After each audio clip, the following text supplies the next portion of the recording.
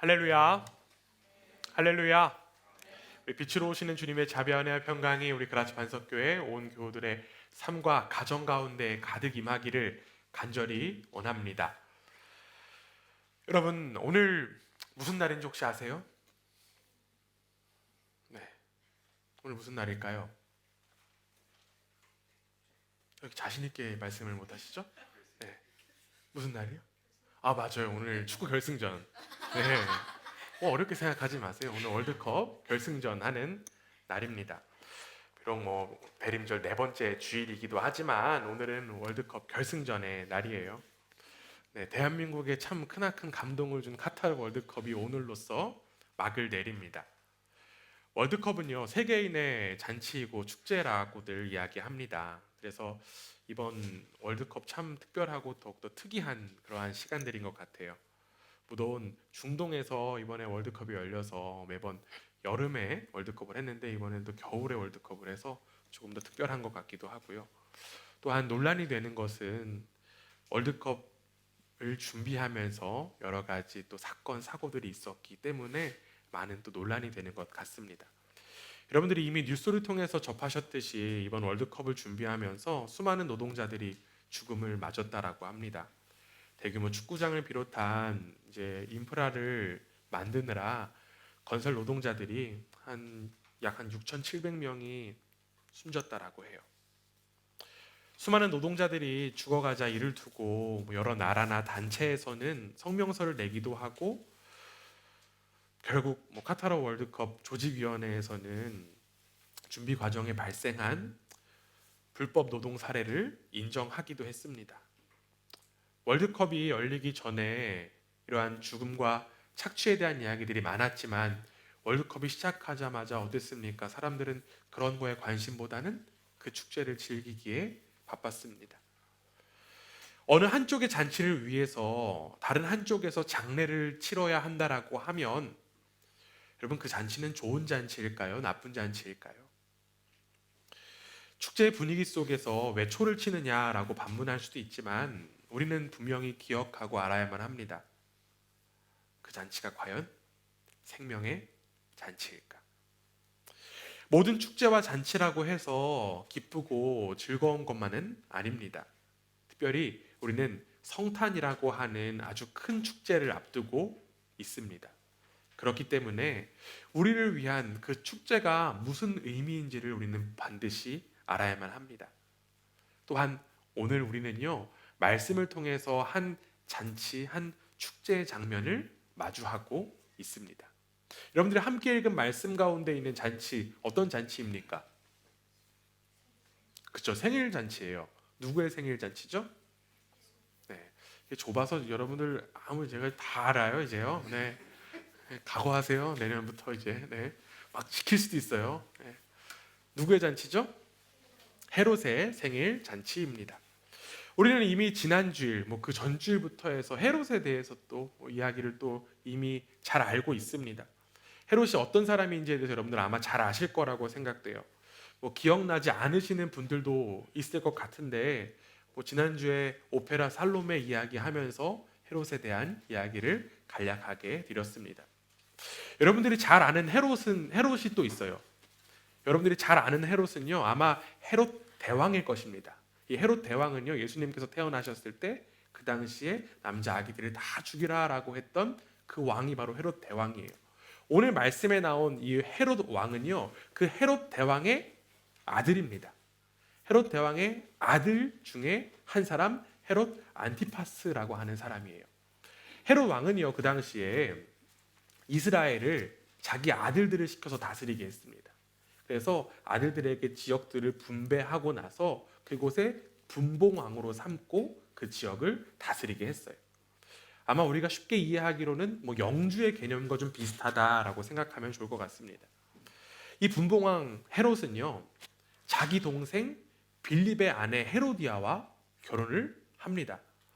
헤로디아와 결혼하기 위해서 이 헤롯 안티파스는 이혼을 했고 헤로디아는 동생의 아내인 동시에 거의 조카다라는 그런 이야기를 하기도 했습니다. 정말 막장 드라마예요.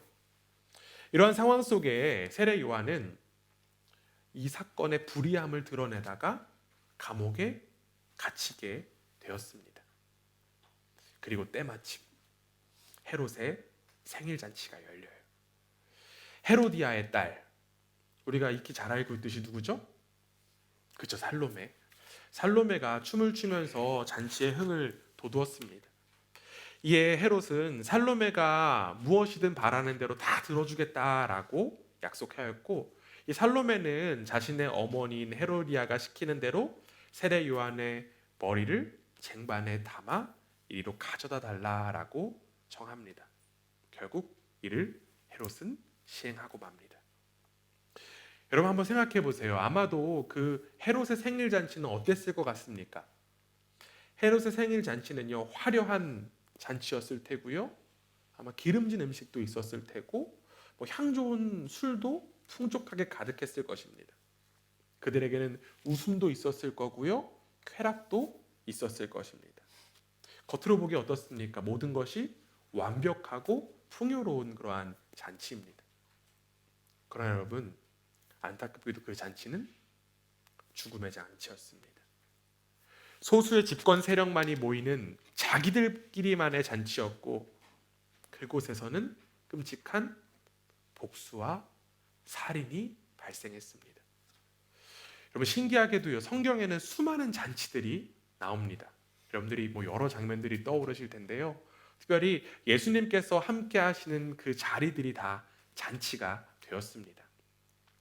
흥미롭게도 오늘 우리가 읽은 본문 그 바로 아래에도요, 잔치의 모습이 나와요.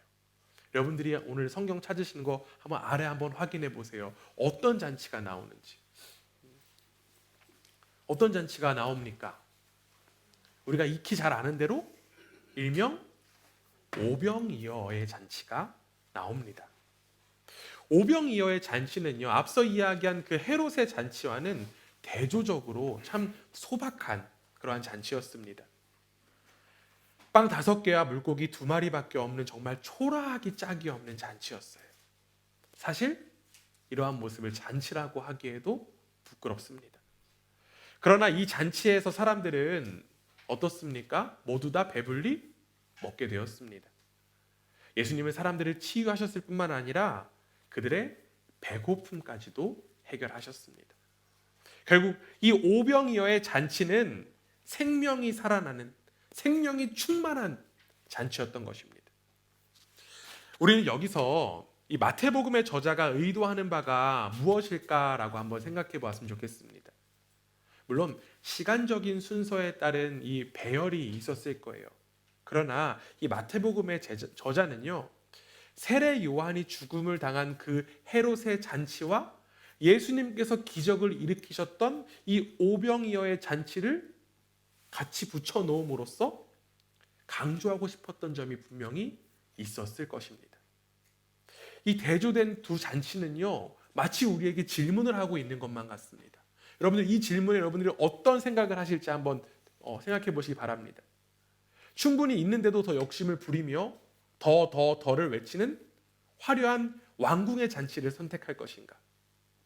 아니면 평범한 사람들의 배고픔을 채우는 잔치를 택할 것인가?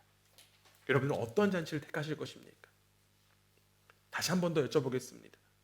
나의 편의와 안녕을 위해 목숨 하나쯤은 우습게 제거해버릴 수 있는 음모의 잔치를 선택할 것인가? 아니면 다른 이들의 생명을 위해 자신의 소유를 내어줄 수 있는 잔치를 선택할 것인가? 이러한 질문 속에 여전히 이렇게 생각하시는 분들이 계실지도 모르겠습니다. 나는 왕의 잔치처럼 풍요하고 화려한 식탁을 차리고 예수님과 많은 사람들을 초대하면 되지 않을까요? 라고 하는 생각을 가지신 분도 혹시 계실지 모르겠습니다. 나름 머리를 잘 쓴 건 같지만 안타깝게도 이러한 생각은 예수님의 잔치를 잘 이해하지 못한 생각일 뿐입니다. 그리고 더 나아가 예수님마저도 내 마음대로 해석한 것뿐입니다. 우리는 이 두 잔치를 같이 누릴 수 없습니다. 즉 생명과 죽음의 기로에서 우리는 반드시 둘 중에 하나만 선택해야 된다라고 하는 거예요. 여러분들은 헤롯의 잔치에 참여하고 싶으십니까? 아니면 오병이어의 기적이 일어난 그 예수님의 잔치에 참여하고 싶으십니까? 여러분 어떤 잔치에 참여하고 싶으십니까? 네, 우리 별빛 드림 친구들처럼 해볼까요? 네, 우리 친구들 어떤 잔치에 참여하고 싶으세요? 네. 아, 이런 게 잘 맞는구나. 네. 오병이어 잔치 참여하고 싶으시죠? 네. 두 마리 토끼를 잡기 위해서 애쓰다가 한 마리 토끼도 못 잡을 뿐만 아니라 토끼를 잡는 자신마저도 잃어버리는 그 안타까운 일들이 발생하지 않기 원합니다. 우리는 생명을 위해서 이 땅에 오신 예수님을 기억하며 생명의 잔치에 머물러야만 합니다. 우리가 잘 아는 말씀 요한복음 10장 10절 이렇게 되어 있습니다. 여러분 핸드폰 있으시니까 빨리 한번 찾아보세요. 요한복음 10장 10절입니다. 도둑이 오는 것은 도둑질하고 죽이고 멸망시키려는 것뿐이요 내가 온 것은 양으로 생명을 얻게 하고 더 풍성히 얻게 하려는 것이니라. 아멘. 사랑하는 교회 여러분, 우리 모두는 이제 성탄이라고 하는 축제와 잔치를 앞두고 있습니다. 그러나 안타깝게도 그 축제의 주인공은 빠져버린 것만 같습니다. 화려한 장식, 유쾌한 쾌락, 아름다운 선율에 취해서 죽음을 선택하는 것이 아니라 우리는 반드시 생명의 길을 걸어야 할 줄 믿습니다. 왜냐하면 이 땅에 오신 예수 그리스도는 생명을 위해 오셨기 때문입니다. 예수님으로 말미암아 생명의 삶을 살아가는 이들은 이 세상의 축제와 이 세상의 축제, 그 축제가 생명의 축제가 되기 위하여 자신의 것을 내놓을 수 있어야만 합니다. 보리떡 5개와 물고기 2마리를 내어놓은 그 손길과 같이 나의 생각, 나의 경험, 나의 소유들을 생명의 근원이신 주님께 내려놓을 때 여러분들의 있는 그 자리가 생명의 잔치가 될 줄 믿습니다. 여러분에게 허락된 그 예수 그리스도의 생명을 바라보며 생명의 길을 걸어가는 복된 우리 모두가 되기를 주님의 이름으로 간절히 원합니다. 화려한 이 헤롯의 잔치 속에 세례 요한은 호련히 죽음을 맞이했습니다.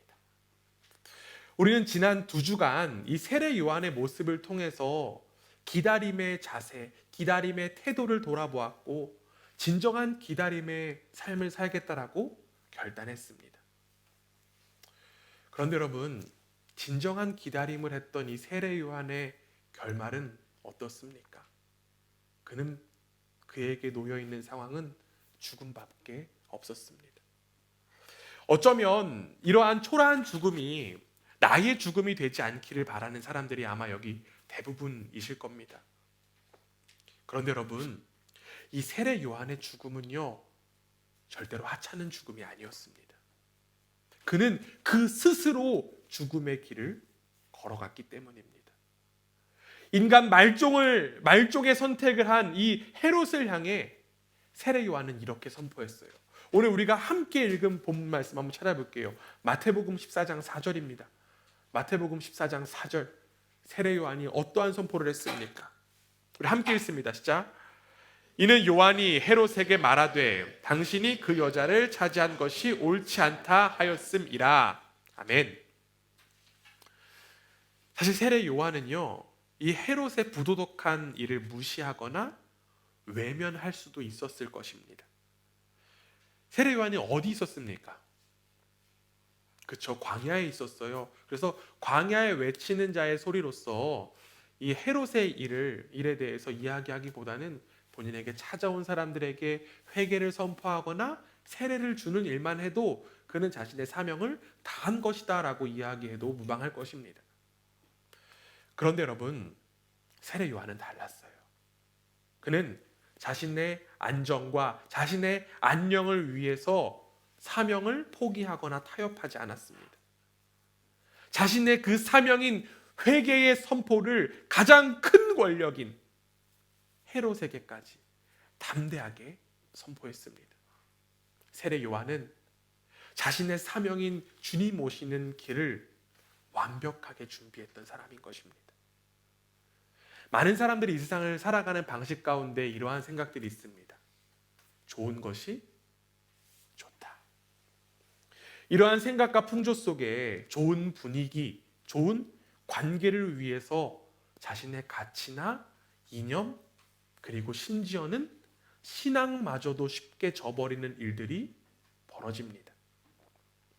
사실 저는 이러한 지점에서 설교자로서, 하나님 말씀을 전하는 설교자로서 항상 갈등이 일어나며 여러분 앞에 고백합니다. 이러한 이야기를 하면 어떤 사람의 얼굴이 또 떠오르기도 하고요. 저런 이야기를 하면 저 사람이 걸리기도 하고, 뭔가 좋은 분위기와 좋은 관계 속에서 괜한 불편함을 만들어낼까봐 저도 때로는 움츠러들기도 하고 타협하고 싶은 유혹을 받기도 하는 저의 정말 그 연약한 모습이 있습니다. 그러나 여러분, 저를 비롯한 우리 그리스도인들은요, 삶의 지향이 달라야 합니다. 우리는 좋은 것이 좋은 사람들이 아니라 옳은 것이 좋은 사람들이 되어야만 합니다. 왜냐하면 우리에게 생명을 주신 예수님께서 좋은 길을 걸어가신 것이 아니라 옳은 길을 걸어가셨기 때문입니다. 그리고 그 옳은 길이 어떤 길입니까? 바로 생명의 길이고 진리의 길이었습니다. 예수님의 오심을 준비하고 기다리던 이 세례 요한도 예수님의 길을 걸어갔습니다. 그는 회개를 해야 할 대상이 일반 대중일 뿐만 아니라 이 왕궁에 있는 이들까지 해당된다는 사실을 분명하게 알았어요. 그렇기 때문에 세례 요한은 이 죄를 죄라고 담대하게 선포할 수 있었던 것입니다. 그에게는 자신이 당할 처사, 결과가 중요치 않았습니다. 죄를 지적함으로 인하여서 헤롯을 비롯한 이 왕궁의 사람들의 삶을 돌이키기를 세례 요한은 원했던 것입니다. 진리를 향한 세례 요한의 이 담대한 모습이 저와 여러분들의 모습이 되기를 간절히 원합니다. 그리고 이 모습이 바로 예수님을 기다리는 자들의 진정한 모습인 줄 믿습니다. 우리 옆에 분들하고 이렇게 한번 인사했으면 좋겠습니다. 옳은 것이 좋은 것입니다. 네. 옳은 것이 좋은 것입니다. 이 세례 요한의 선포에 따라 선택의 추는 누구에게 갔습니까? 헤롯에게로 넘어갔습니다. 다시 좀 생각해 보면요, 이 헤롯은요 기회를 받은 거예요. 기회를 얻게 되었습니다. 이제라도 옳지 않은 길을 벗어나 옳은 길로 들어가기만 하면 됩니다. 그것이 무엇일까요? 회개예요. 그것이 회개입니다. 내가 중심인 삶에서 하나님 중심의 삶으로 삶을 유턴하는 것, 그것이 바로 회개입니다. 오늘 우리가 다루고 있는 본문, 이 본문 다른 복음서에 보면요, 특별히 마가복음에는 헤롯이 이 세례 요한의 이야기를 듣고 두려워했다라고 하는 기록이 나옵니다. 말씀 한 구절 한번 찾아볼게요. 마가복음 6장 20절입니다. 마가복음 6장 20절 말씀. 마가복음 6장 20절 말씀. 네. 다 찾으셨나요?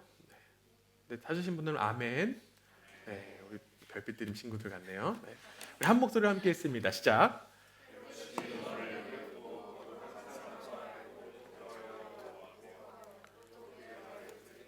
크게 번민을 하면서도 달갑게 들음이러라. 아멘.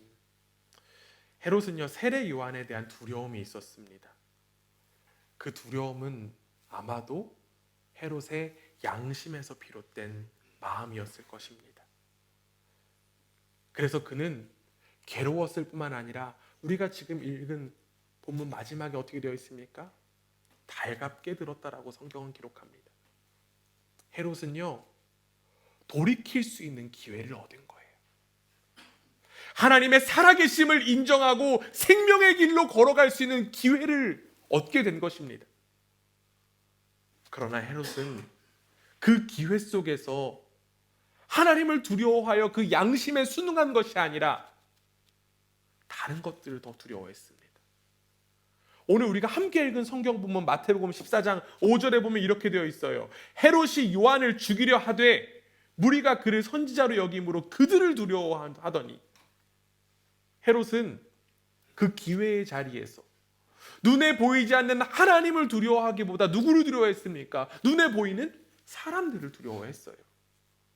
헤롯은 세례 요한이 사람들의 주목받는 일을 더욱더 신경 썼습니다.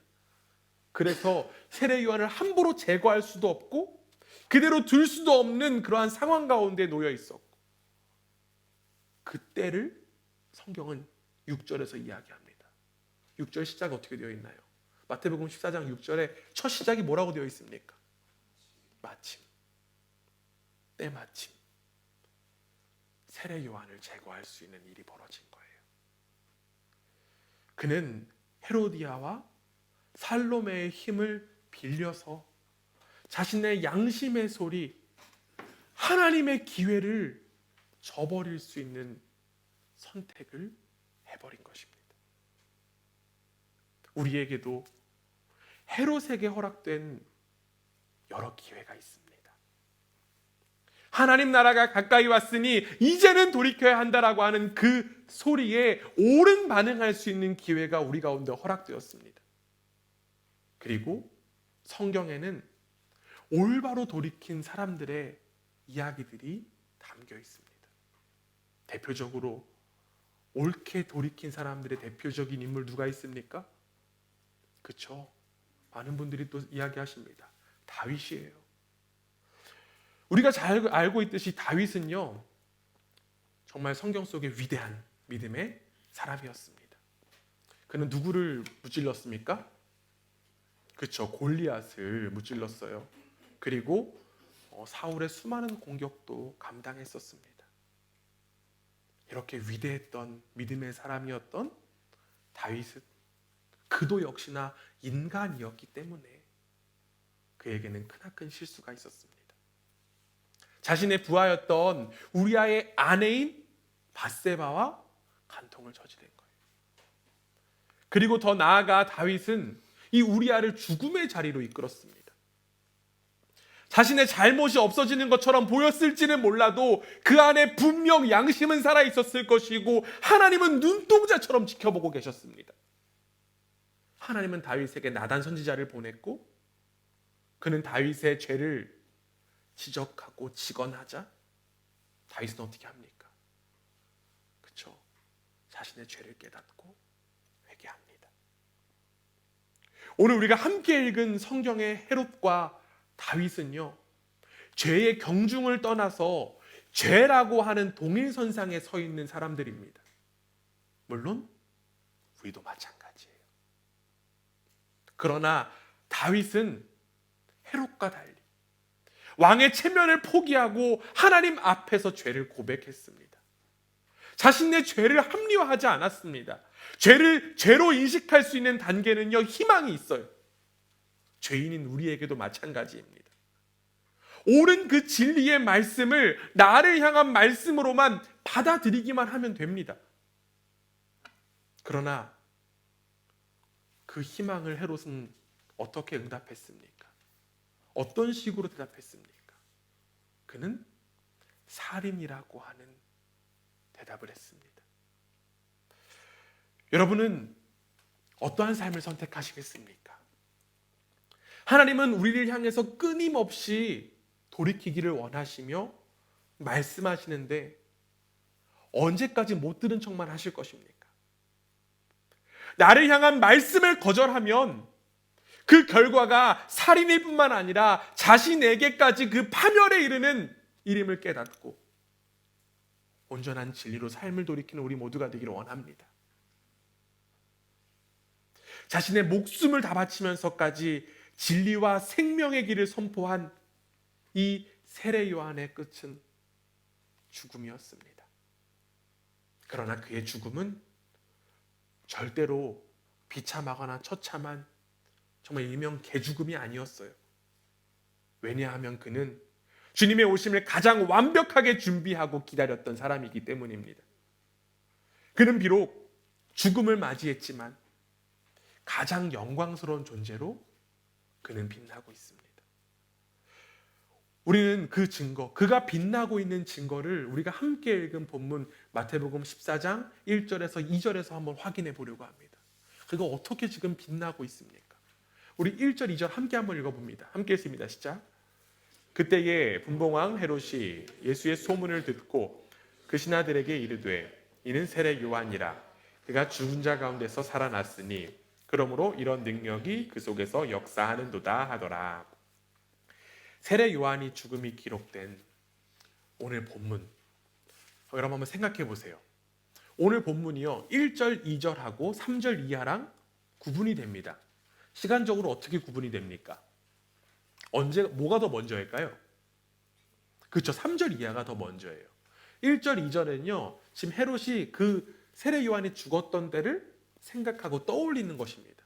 그렇다라고 하면 시간적인 순서를 우리가 보면 3절 이하가 먼저였고 세례 요한의 죽음이 먼저였고 헤롯이 세례 요한을 떠올리는 것을 우리가 바라볼 수 있습니다. 1절에 보면 헤롯이 예수님의 소문을 들었어요. 헤롯은 예수님의 공생의 사역을 소문으로 들었습니다. 예수님께서 수많은 치유와 기적을 일으키셨고 우리가 잘 알고 있는 마태복음 13장에 보면 하나님 나라에 대하여서 예수님께서는 선포하셨습니다. 그리고 그 소식을 헤롯은 들었습니다. 그런데 여러분, 헤롯은 그 예수님에 대한 소식을 듣자 누구를 떠올렸습니까? 그렇죠. 세례 요한을 떠올렸어요. 헤롯은 분명 자신이 세례 요한을 죽였습니다. 그런데 예수님의 모습을 소문을 듣자 그는 바로 세례 요한을 떠올립니다. 2절에 이렇게 되어 있잖아요. 이는 세례 요한이라 그가 죽은 자 가운데서 살아났으니. 예수님을 누구라고 여겼습니까? 세례 요한이라고 여겼어요. 여기에 나온 죽은 자 가운데 살아났다라고 하는 표현은요 헤롯이 그 당시 부활을 믿었다라고 하는 것이 아니라 고대 신화의 전통에서 환생을 이야기를 한다라고 성경학자들은 이야기합니다.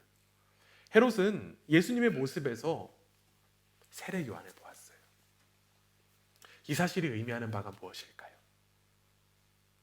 우리는 그리스도인이에요. 우리는 예수 그리스도 닮기를 소망하는 사람들입니다. 그래서 우리 속에 조금이나마 예수 그리스도의 향기가 나기를 우리는 갈망합니다. 맞습니까, 여러분? 여러분 속에서 정말 예수 그리스도의 모습이 나타나기를 원하십니까? 미약한 우리의 존재를 통해 예수님께서 나타나시는 것이 가장 큰 영광의 삶이다라고 우리는 믿고 살아가고 있습니다. 아마 여기 계신 모든 분들이 다 그러한 소망들이 있으실 거라고 믿습니다. 맞죠? 네, 맞죠? 네. 그런데 여러분, 세례 요한의 모습 한번 보세요. 반대의 모습이 나타났어요. 헤롯의 생각 속에는요, 헤롯의 생각 속에서 예수님의 모습에서 오히려 세례 요한을 본 거예요. 세례 요한과 예수님의 모습이 얼마나 동일했기에 그가 그렇게 생각할 수 있었을까요? 세례 요한의 메시지와 예수님의 메시지가 얼마나 동일했기 때문에 그는 그렇게 생각할 수 있었을까요? 이것이야말로 인간이 누릴 수 있는 가장 큰 영광 아닐까요? 신에게서 한낱 인간의 모습을 볼 수 있다라고 하는 것, 그것이 인간이 누릴 수 있는 가장 크고 놀라운 일일 것입니다. 이는 바로 예수님께서 앞서서 이 세례 요한에게 말씀하신 내용과 일치합니다. 예수님은 세례 요한을 가리켜서 뭐라고 말씀하셨습니까? 우리 지난주에 함께 살펴본 마태복음 11장 11절에서 이렇게 되어 있어요. 내가 진실로 너희에게 말하노니 여자가 낳은 자 중에 세례 요한보다 큰 이가 일어남이 없도다.